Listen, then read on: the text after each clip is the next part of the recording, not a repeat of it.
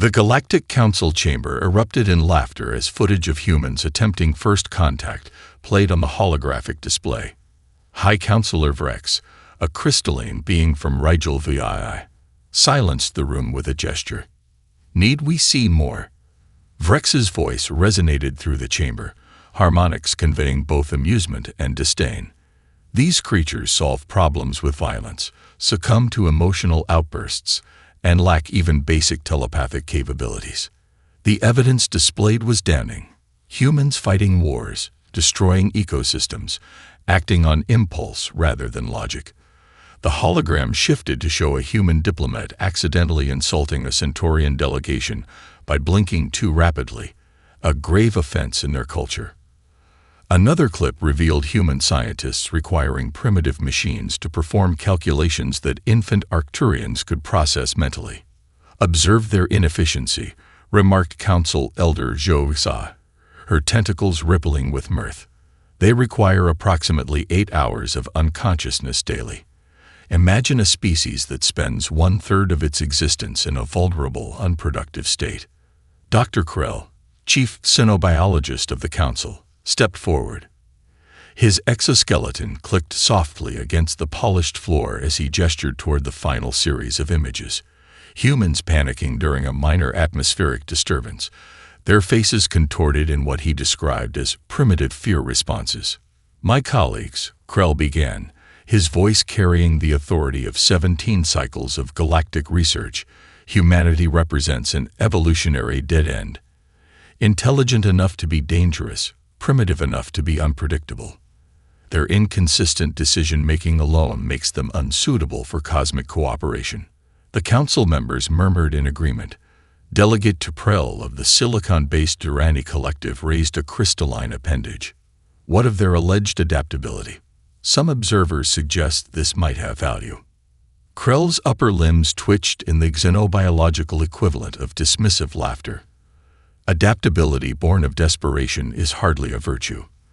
Their so-called creativity is merely the chaotic result of insufficient cerebral processing power."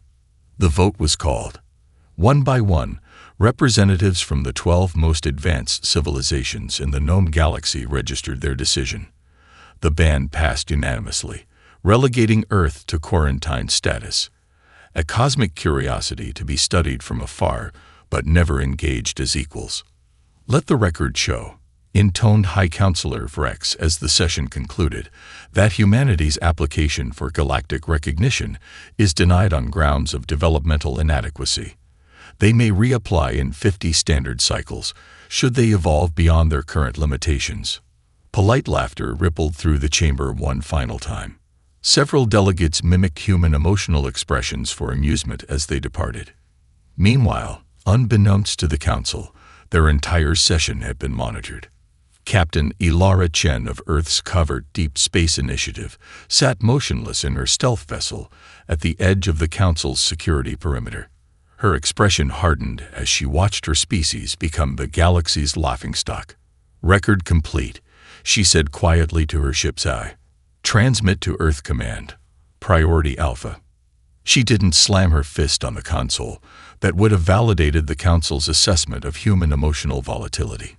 Instead, she simply leaned back in her chair, eyes narrowing as she replayed Dr. Krell's dismissive analysis. "They think our emotions make us weak," she murmured. "Let's hope they never have reason to discover otherwise." 3 years later, on the mining colony of Proxima Centauri IV, the quantum drill penetrated 2 miles beneath the planet's surface. Chief Engineer Davos, a Tellurian with immaculate credentials from the Galactic Academy, beamed with pride as his team breached what sensors identified as a sealed chamber of unknown origin. "Proceed with caution," he instructed, following perfect council protocols. Full containment procedures. None of it mattered. Within 17 minutes of the breach, reality itself began to unravel around the site. The first signs were subtle, chronometers desynchronizing, gravity fluctuating in impossible patterns. Then came the visual distortions. Workers reported seeing through solid walls, or watching their hands age and rejuvenate with each movement. 3 miners walked down a corridor and emerged 5 hours before they entered it. It defies all physical laws, stammered Davos, his scaled skin blanching to a sickly yellow as he reported to Colony Governor Thalkar. The anomalies are expanding outward at approximately 12 meters per hour. Governor Thalkar, a veteran administrator with experience on 17 worlds, activated the Council emergency beacon immediately. Within 20 hours, the Council's elite emergency response team arrived. The finest minds from 7 advanced species, equipped with technology humans wouldn't develop for centuries. They were utterly unprepared. Lieutenant Commander Ziv, the team leader, approached the perimeter of the anomaly zone with absolute confidence. A member of the hyper-rational Volnar species, his multi-lobed brain could process 16 separate thought streams simultaneously. He stepped into the affected area, scanning with advanced instruments, and collapsed instantly, his eyes wide and unseeing, neural patterns thrown into chaos. 2 more specialists followed, believing their different physiologies might prove more resilient. One fled screaming about temporal impossibilities. The other froze in cataleptic shock when confronted with a corridor that simultaneously existed and didn't exist. This phenomenon appears to target higher cognitive functions, reported Medical Officer Elzin after examining the afflicted team members. The more advanced the mind, the more severe the effect. From his emergency command center, Governor Thalkar watched as the anomalies spread toward population centers housing 50,000 colonists. The Council reinforcements would take days to arrive. The evacuation ships could transport barely a quarter of the population before the anomalies would reach the spaceport. He thought of the ban of his career, of Council regulations with their severe penalties. Then he thought of 50,000 lives. With trembling hands, Governor Thalkar unlocked a communication device he had been specifically instructed never to use, a direct quantum channel to Earth, created before the ban as an emergency failsafe. This is Governor Thalkar of Proxima Centauri IV to any Earth authority. He transmitted, his voice quavering. Our colony faces extinction from an unknown reality warping phenomenon. Council assistance has proven insufficient. He paused. Knowing he crossed a line from which there was no return, we request immediate human intervention. He added the colony's coordinates, then a final plea: help us, or watch us perish. 12 minutes later, faster than should have been possible given the distances involved, a reply came through. This is Captain Ilara Chen of the Earth vessel Intrepid. We've been monitoring the situation. Hold position. We're already on our way. The Intrepid arrived silently, using experimental cloaking technology that bent light and sensor readings around its hull. The ship materialized in Proxima Centauri IV's lower atmosphere, its engines emitting barely a whisper as it descended toward the emergency landing zone.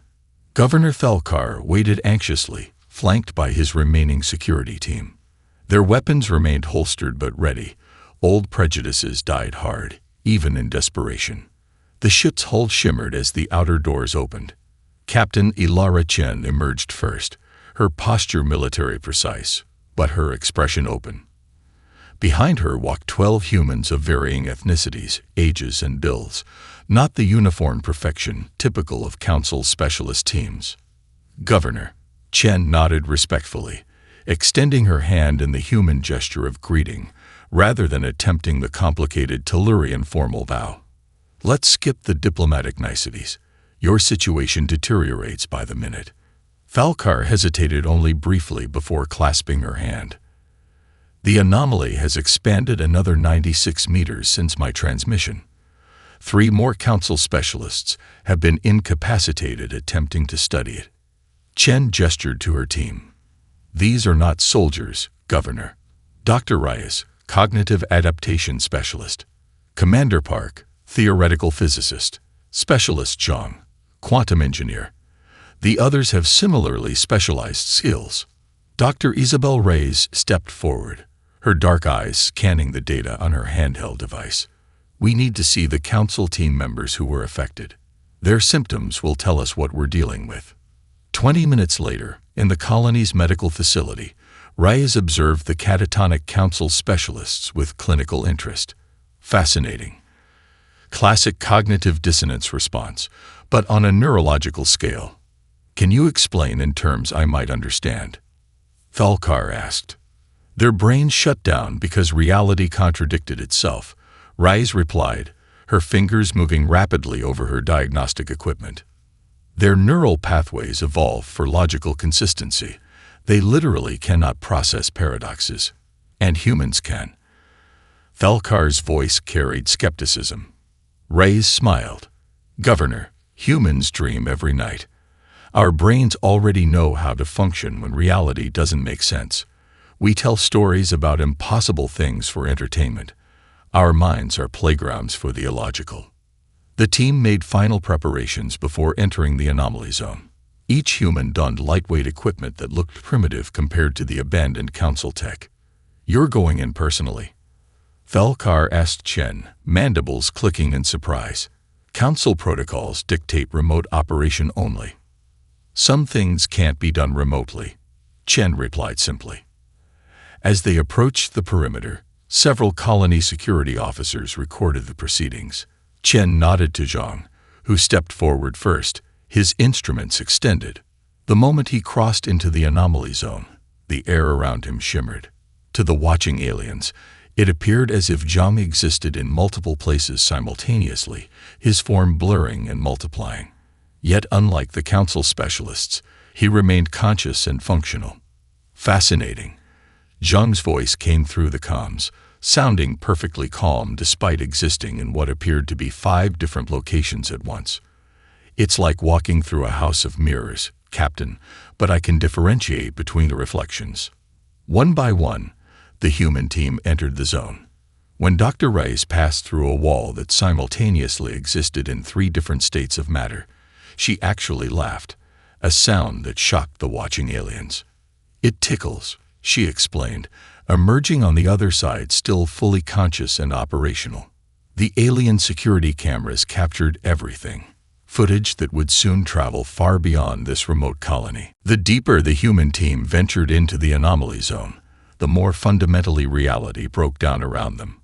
Corridors stretched infinitely before suddenly compressing to mere inches. Gravity reversed without warning. Objects aged centuries and seconds, then reverted to states before they were manufactured. Yet the humans not only survived, they thrived.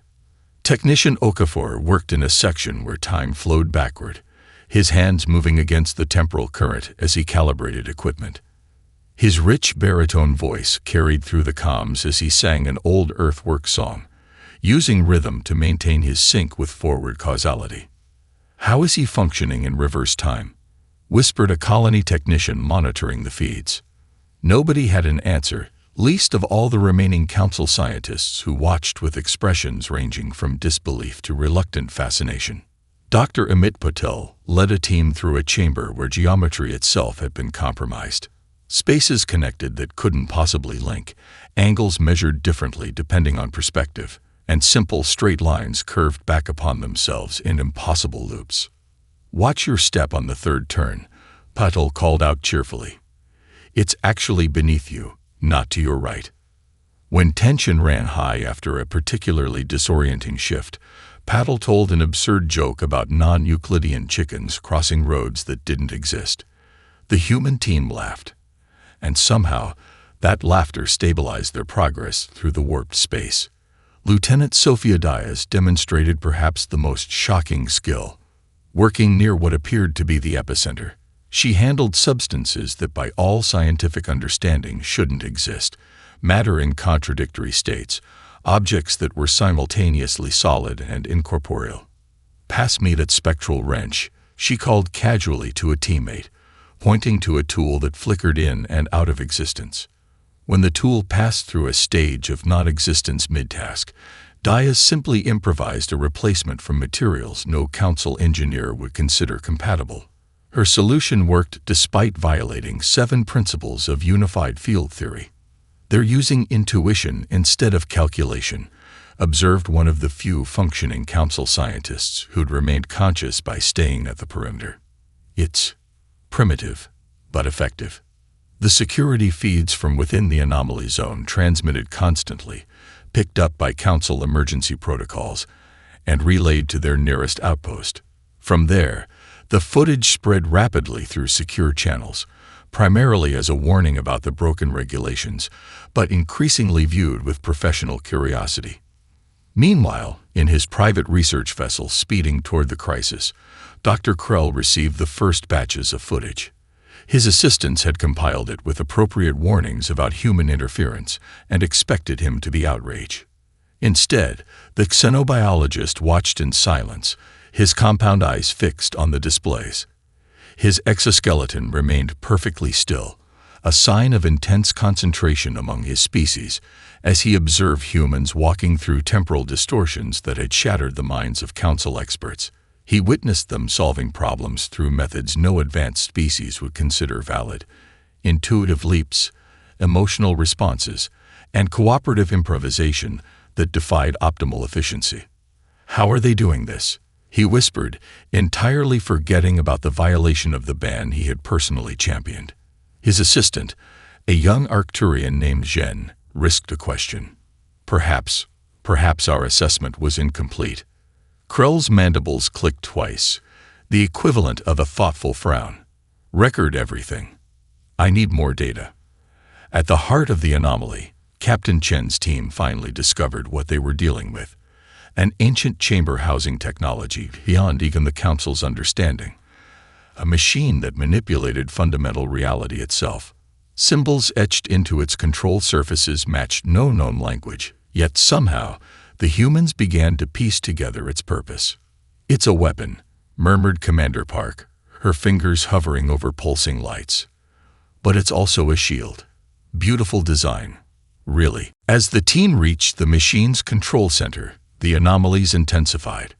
Reality fractured visibly around them, space folding upon itself, time looping in dizzying spirals. The ancient chamber pulsed with energy that defied categorization, simultaneously existing in multiple phases. "The device is reaching critical instability," Commander Park announced, her voice steady despite the circumstances. Her instruments displayed readings that fluctuated wildly between values. "At this rate, we have perhaps 40 minutes before a cascading reality failure."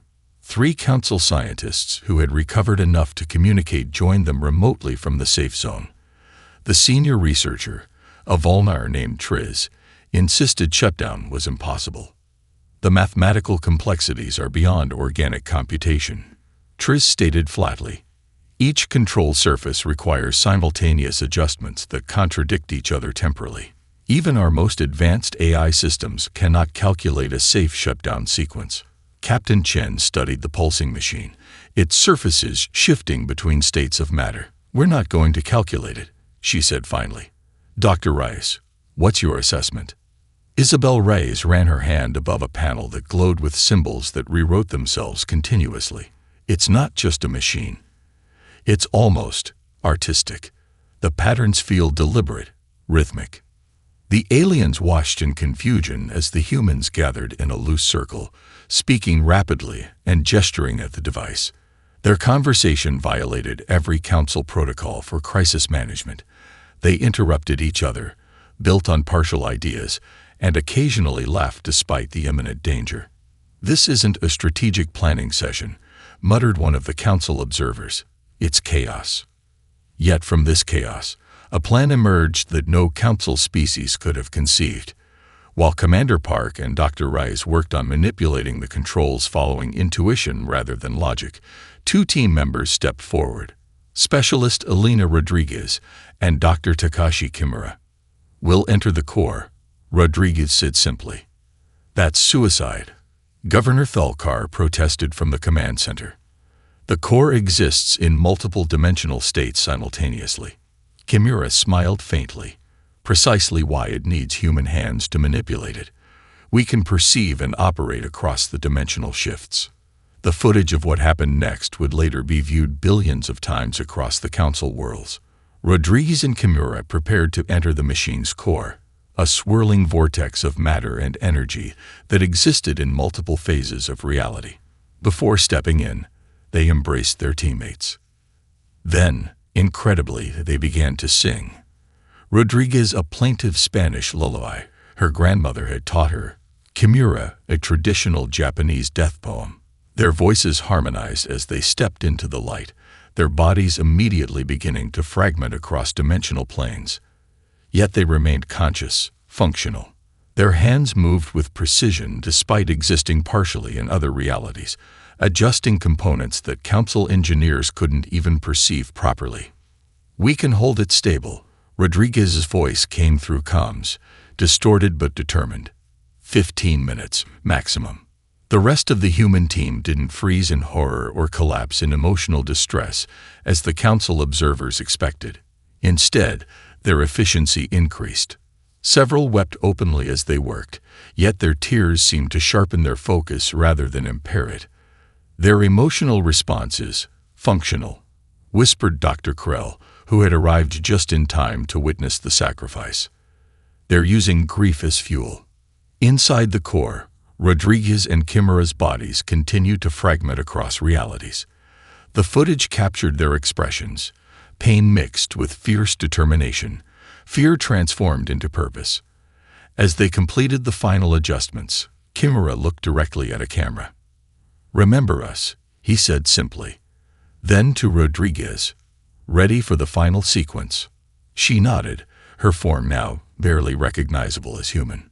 Together, their hands moved in synchrony, and a pulse of energy engulfed them both. For a moment, they existed in every possible state simultaneously, and then in none at all. The machine stabilized. The anomalies began to recede, and across the Council's secure networks, the footage of their sacrifice spread like wildfire. Dr. Krell strode through the stabilization zone, his exoskeleton clicking against the metal flooring. Around him, reality still occasionally rippled with aftereffects, small temporal distortions and spatial anomalies that would take days to fully dissipate. He had violated dozens of protocols by coming here personally, but what he was witnessing demanded direct observation. The remaining human team worked methodically at the machine's periphery, ensuring the shutdown sequence remained stable. Unlike Council specialists who would have operated in specialized isolation, the humans moved in a coordinated dance, touching shoulders as they passed, exchanging quick smiles despite their recent loss, building on each other's work without formal documentation. "Fascinating," Krell muttered, recording every detail. Their cognitive processes actually benefit from proximity and emotional connection. Captain Chen noticed his presence and approached. She showed no surprise at finding the architect of humanity's galactic band standing before her. "Dr. Krell," she acknowledged with a simple nod. "Your reputation precedes you." "As does yours, apparently," he replied, mandibles twitching with curiosity. "You arrived impossibly quickly after the governor's call." Chen's expression remained neutral. "We've been monitoring the situation since the van. This is the 7th Council crisis we've observed from a distance, the first where intervention was requested." Krell absorbed this information, adding it to his rapidly evolving assessment. "You've been watching us fail." "We've been learning your limitations," she corrected, "just as you once studied ours." Around them, the crisis response continued. Dr. Reyes had integrated herself with the few functioning Council scientists, bridging communication gaps between species with remarkable adaptability. Commander Park had modified Council equipment in ways that violated their design parameters but doubled their effectiveness. Most striking to Krell was the human approach to the ancient machine itself, where Council technicians had attempted to impose logical frameworks onto the device. The humans seemed to be communing with it. Lieutenant Diaz had connected audio equipment to one control node, feeding it rhythmic pulses based on human music. Specialist Zhang had arranged crystal components in patterns that appeared decorative rather than functional, yet somehow stabilized fluctuating energy fields. "What you're doing defies established scientific principles," Krell observed, watching technician Okafor integrate mathematical equations with what appeared to be poetry. "Sometimes the universe responds better to beauty than to logic," Captain Chen explained, echoing an ancient human philosophy. This technology was built by beings who understood that reality isn't just equations, it's harmony, rhythm, pattern. Things your species categorizes as primitive emotional constructs. The machine had begun emitting pulses of light that synchronized with the human's adjustments, almost as if responding to their efforts. Each pulse reduced the surrounding anomalies further. "You're communicating with it," Krell realized, his scientific mind racing with implications. "We're recognizing its intelligence," Chen corrected. "Your specialists tried to dominate it with logic. We're finding resonance instead." Krell's assistant Jen approached nervously, carrying a data tablet. "Distinguished one, you should see this," he said, offering the device. The screen displayed analytics from across council space, the footage of the human operation, particularly Rodriguez and Chimera's sacrifice, had been accessed by over 400,000 qualified personnel despite security protocols. Scientists, military strategists, and cultural analysts across 17 systems were demanding access to complete records. "The human factor is trending on secure networks," Jen explained. "There are calls for immediate review of species classification protocols." Krell looked from the tablet to the humans working seamlessly with technology his civilization couldn't comprehend. In the background, he noted something extraordinary. The human team had established a small memorial for their fallen comrades, placing personal items in a careful arrangement near the now stable core. They honored their dead while completing their mission. They transformed grief into purpose. They found beauty in chaos. "My assessment was incomplete," Krell admitted, more to himself than to Chen. Perhaps catastrophically so. The emergency session of the Galactic Council began in upheaval. Representatives from 17 systems crowded the chamber, mandibles clicking and tentacles waving in agitation. The central holographic display remained dark, awaiting the evidence that had forced this unprecedented gathering. High Counselor Vrex's crystalline form glowed with barely contained anger. "This assembly will come to order," the counselor's harmonics reverberated through the chamber. "We convene to address a Class 1 treaty violation, human intervention on a council world." Several delegates chittered in agreement. The Durrani representative rose immediately. "The violation is clear. The punishment must be severe. I propose immediate sanctions against Earth and censure of Governor Thalkar." Governor Thalkar, present via holographic projection, lowered his eyes in formal acknowledgement of the accusation, but offered no defense. As a minor official facing the assembled might of galactic civilization, protocol required his silence until directly questioned. The chamber doors parted, and Dr. Krell entered. His exoskeleton, normally immaculate, showed signs of rushed travel. More shocking to the assembled delegates was his demeanor.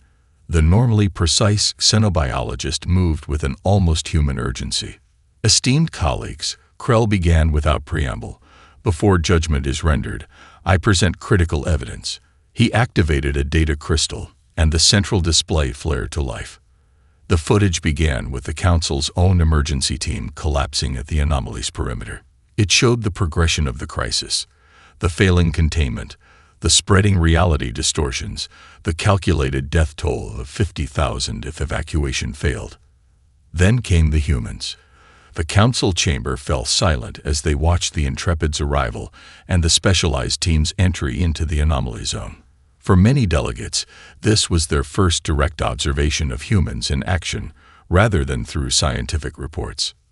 "Note their methodology," Krell narrated as the footage continued. "Observe how they navigate contradictory realities, process temporal paradoxes, and maintain function where our specialists could not." The delegates watched humans solve problems through methods no council species would consider valid: intuitive leaps, emotional responses, and cooperative efforts that defied optimal efficiency, but achieved results through sheer creative force. When the footage reached Rodriguez and Chimera's sacrifice, several delegates shifted uncomfortably. The Arcturian representatives' chromatophores flashed in the cultural indication of distress. They chose termination, voluntarily. "They called it sacrifice," Krell corrected. a concept our civilizations have largely eliminated through technological advancement. Yet in this context, it proved essential. Most damning to the Council's position was the footage of Captain Chen communicating with the wounded alien scientists. Despite having every reason to resent them, she showed compassion and respect. Kneeling beside a semi-conscious Volmar specialist, carefully explaining complex concepts in terms the damaged mind could process. We categorized human emotional responses as evolutionary weaknesses, Krell continued. Yet observe how they utilize these same emotions to solve problems our logical frameworks cannot address. When the footage concluded, the chamber remained silent for 7 full heartbeats, an eternity in council proceedings. High Counselor Vrex's crystalline form dimmed in the galactic equivalent of shame. We were wrong, Vrex admitted, voice harmonics flattened with humility. What we called primitive was simply different. And difference, it seems, has value we fail to recognize. The Durrani representative raised an appendage in objection. One crisis does not invalidate a comprehensive species assessment. The human capacity for violence and emotional instability remains documented, as does their capacity for sacrifice, adaptation, and seeing solutions where we perceive only chaos, countered Krell. Our evaluation was incomplete because we measured them against ourselves rather than assessing their unique capabilities. The debate continued for hours, perspectives shifting as delegates processed the implications. Eventually, Vrex called for a preliminary vote on the human quarantine policy. The result stunned even Krell. 14 systems for immediate review, 3 for maintaining current restrictions, none for increased sanctions. Governor Thalkar, Vrex addressed the silent hologram who had witnessed everything. Your violation of council directive is noted. So too is your judgment in a crisis that our protocols failed to address. You will retain your position. The governor's mandibles clicked in surprised gratitude. As for humanity, Vrex continued, we have much to reconsider. 6 galactic cycles later, the grand concourse of the Galactic Council headquarters buzzed with activity. Delegates from 23 systems converged for what many observers called the most significant policy shift in 800 years. Hovering camera drones transmitted the proceedings across Council space, where billions of beings watched with interest. The central platform rose, revealing High Counselor Vrex alongside a human woman in a crisp blue uniform adorned with silver insignia. Captain Ilara Chen, now Admiral Chen, stood as an equal before the gathered galactic elite. Today marks the official integration of humanity into the galactic community, Vrex announced, crystalline form shimmering with formal brilliance. The human integration program has been unanimously approved following successful trial implementations across 7 systems. The declaration represented thousands of hours of diplomatic negotiations, scientific reassessments, and cultural exchanges, all stemming from what historians now called the Proxima Incident. Admiral Chen stepped forward. Unlike the council representatives with their ceremonial stillness, she moved with natural human fluidity, her expressions shifting subtly as she surveyed the assembly. On behalf of Earth and her colonies, we accept this new partnership, Chen stated, her voice carrying through the chamber without technological amplification, a deliberately human touch. We come not to mimic your civilizations, but to complement them with our unique perspective. The records of the past 6 cycles told a remarkable story. Following the Proxima incident, 3 more crises had emerged that defied conventional council approaches. Each time, mixed human-alien teams deployed with extraordinary results. On Dinab IV, human intuition had detected patterns in a quantum plague that had eluded AI analysis for months. In the Cygnus conflict, human diplomats resolved tensions between silicon-based life forms through emotional appeals that council negotiators considered irrational, but proved effective. Most recently, in the Ta City Anomaly Zone, human artists and musicians collaborated with physicists to stabilize dimensional rifts through what they called harmonically resonant patterns. The Council had formally classified humans as crisis specialists. Beings specifically evolved to thrive in situations where ordered minds faltered. Dr. Krell, once humanity's greatest critic, had dedicated his remaining professional years to the study of human cognition. His magnum opus, The Human Factor, Chaos as Evolutionary Advantage, had revolutionized xenobiological thinking across 17 systems. Now he stood at the ceremony's edge, aged but satisfied, watching as his greatest scientific misconception transformed into a new foundation for interspecies cooperation. As the formal proceedings concluded, a young council aide, a Tellurian who had been raised in the new era of human-alien cooperation, approached Chen with undisguised curiosity. "Admiral," the aide ventured, "is it true what they say about human children? That they intentionally create chaos for entertainment, what you call play?"